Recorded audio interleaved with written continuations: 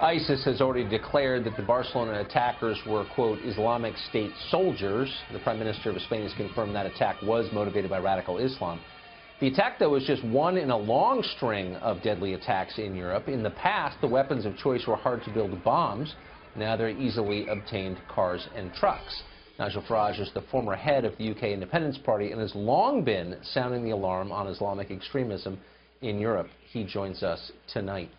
At what point, Nigel, do you think that your leaders, European leaders, start to realize maybe these attacks are connected in some sense? Oh, no, there's no realization at all. In fact, what happens is they all stand up and they say, we stand in solidarity with Barcelona or Brussels or Stockholm or Paris or London or wherever it may be, and this is really, truly awful, and we have no understanding of why this is going on. And not once do we ever hear a single leader in Europe offer any policy solution whatsoever. They are still in denial, and I can only guess it's because they're so embarrassed by the fact that they have caused this. Angela Merkel is regarded as a hero by liberals in the United States. Still, is there any political price to be paid by any of these European leaders for these policies which are demonstrably failing and making the continent worse? Well, I think there will be, and I think, to be honest with you, if we go back a year, I think Brexit was about much of this, wasn't it? It was the British people saying, look, you know, we actually want to control our borders, not because we dislike anybody, but because we believe, firstly, in sensible border controls, and secondly, in protecting ourselves and making ourselves a bit safer. So you could say the EU has paid a big political price in terms of Brexit.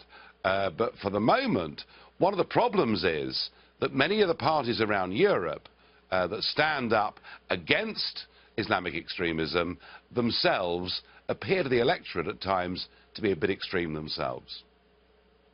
Right. Well, that is true.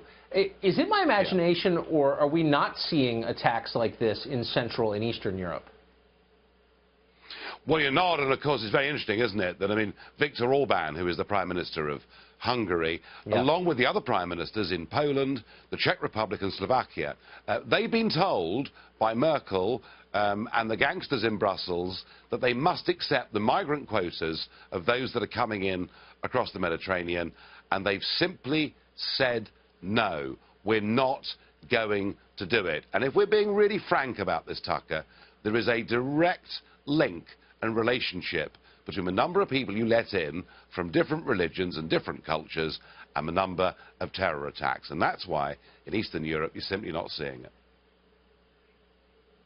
Interesting. Do you think they can hold out against the demands from Brussels to change their immigration policy? They're being threatened with going to the European Court. They're being threatened with being fined. They're being threatened with European funds being withheld. Do you know something? These countries have lived under communism. They've lived under Nazism. They've lived under all these things within living memory, within a human lifespan.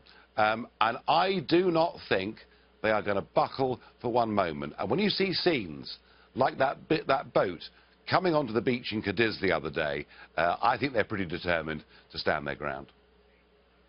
Why would... and I'm sure that you could write a book on this because there's a lot of psychodrama in it, but crisply, why in the world would European leaders want Hungary to follow the example of Germany's immigration policy? Well, because the point about the European Union is that it wants to take away the power of all the individual member states and make them abide by one rule. That's the path they've headed down with the euro and everything else. They've wanted to create a United States of Europe, but the problem is this is not America. It's a continent of very diverse peoples, and you can see with Brexit, with rebellions that we've seen in Greece against the Eurozone, and now with the Central and Eastern European states saying they will not take Islamic terrorism and even Islamic immigration on a huge scale. I think the whole European project is falling apart. But I tell you what interests me, apart from what's happening in Europe, is, OK, we can say the European politicians are in denial, but it's what's happening in America that amazes me. Seems to me there's a large section of America that is much more concerned with tearing down historical statues that date back to the Civil War than recognising who the real enemy of the West is. Of course, of course. There's never been a country with a dumber class of leaders than ours, unfortunately. Nigel Farage, thanks a lot for joining us. Appreciate it. Thank you.